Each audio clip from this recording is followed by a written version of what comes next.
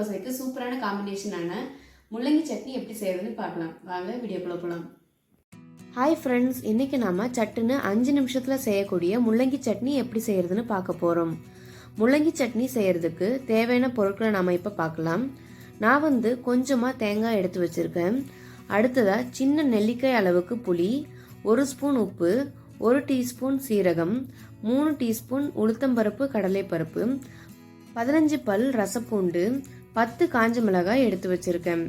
அடுத்ததா 2 பெரிய வெங்காயம் நீளமா கட் பண்ணி எடுத்து வச்சிருக்கேன். நெக்ஸ்ட் 3 முள்ளங்கி ரவுண்டா இந்த மாதிரி கட் பண்ணி எடுத்து வச்சிருக்கேன்.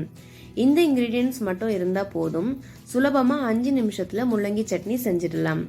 ஒரு கடாயில 3 ஸ்பூன் அளவுக்கு எண்ணெய் ஊத்திக்கோங்க.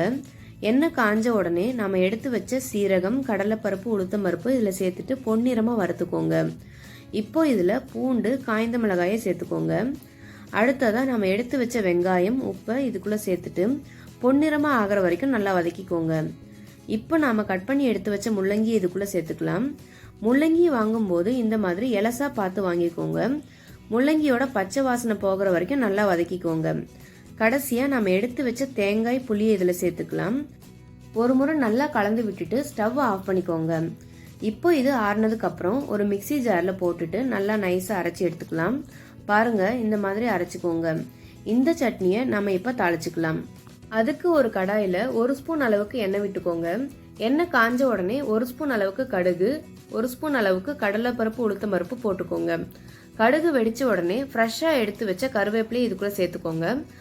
சூடு ஆறின உடனே இதை அப்படியே நம்மளோட சட்னியில ஆட் பண்ணிக்கலாம். அவ்வளோதான், நம்மளோட முள்ளங்கி சட்னி இப்போ ரெடி ஆயிடுச்சு. முள்ளங்கியை ரெகுலரா நம்மளோட உணவுல சேர்த்துக்கிட்டோம்னா சிறுநீரக பிரச்சனையே இல்லாம போயிடும். நீங்களும் இந்த சட்னியை வீட்டில் ட்ரை பண்ணி பார்ப்பீங்கன்னு நினைக்கிறேன்.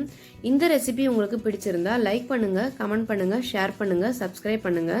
அப்படியே பக்கத்துல இருக்கிற பெல் பட்டனையும் பிரஸ் பண்ணிக்கோங்க. Happy cooking.